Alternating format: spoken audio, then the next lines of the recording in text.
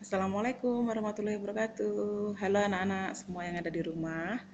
Mudah-mudahan kalian semua beserta keluarga dalam keadaan sehat walafiat.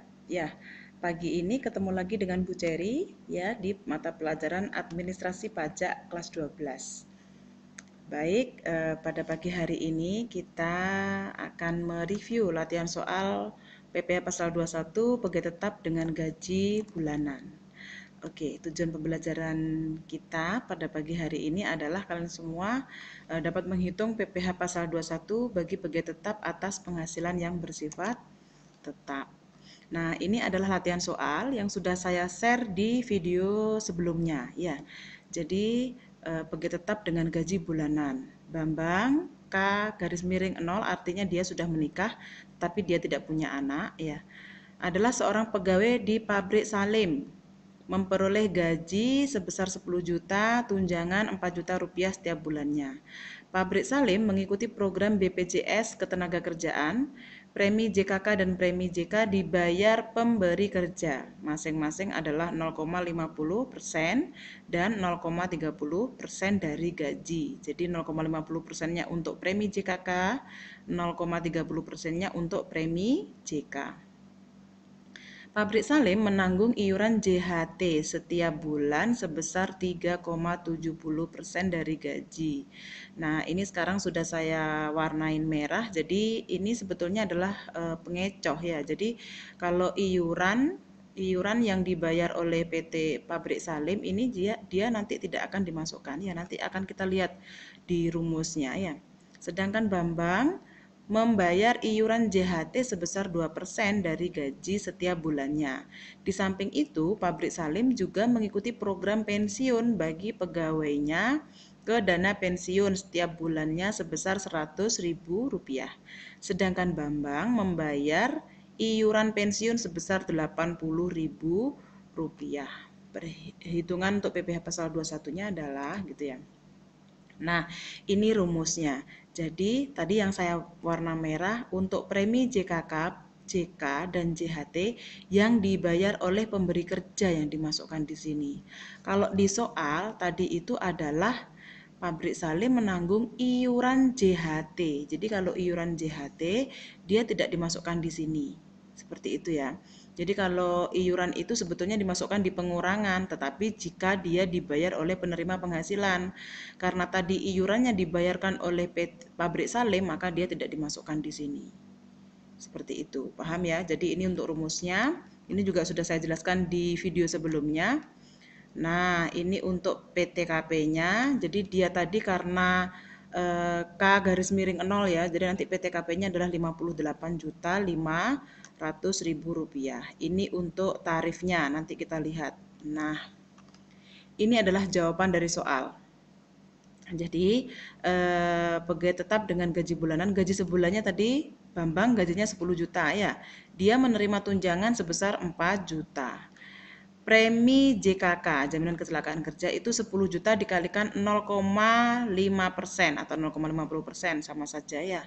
50.000. Lalu premi jaminan kematian. Jadi 10 juta dikalikan 0,3%, 30.000. Jadi nah ini saya ulangi lagi untuk di soal. Jadi tadi ini ya, ini tidak dimasukkan, tidak dimasukkan. Jadi yang dimasukkan hanya premi JKK dan premi JK 0,50% dan 0,30% dari gaji. Nah, ini ya 0,50% dan 0,30%. Oke, lalu jumlah penghasilan brutonya ditambahkan semua, jadinya adalah 14.080.000. Lalu dikurangi, nah ini biaya jabatan 5% dikalikan 14.080.000. Hasilnya 704.000. Karena ini melebihi batas maksimal ya kan, maksimal biaya jabatan 1 bulan kan 500.000. Jadi hanya boleh ditulis 500.000. Jadi nggak boleh ini dikurangi 704 karena dia melewati batas maksimal. Seperti itu ya. Jadi hanya ditulis 500.000. Lalu iuran pensiun. Nah, iuran pensiun ini yang dibayarkan oleh Bambang berapa? 80.000 ya. Lalu iuran jaminan hari tua 10 juta dikalikan 2%, 200.000 ya. Sampai sini mudah-mudahan kalian paham ya. Kalau ini saya coba ulang lagi untuk soalnya. Nah, ini tadi Bambang membayar iuran JHT 2% ya. Lalu Bambang membayar iuran pensiun yang 80.000 yang dimasukkan. Yang ini tidak dimasukkan karena dia pabrik Salim juga mengikuti program pensiun bagi pegawainya ke dana pensiun. Jadi ini yang membayarkan adalah pabrik Salim. Jadi bukan Bambang yang membayar, maka dia tidak dimasukkan di pengurangan. Nah, seperti itu ya. Oke, di sini lalu ini dijumlahkan semua, jadinya adalah 780.000.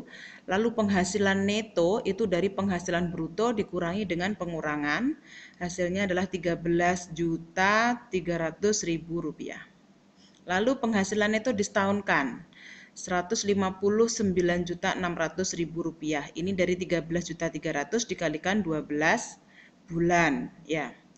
Lalu dikurangi dengan PTKP, karena PTKP-nya K garis 0.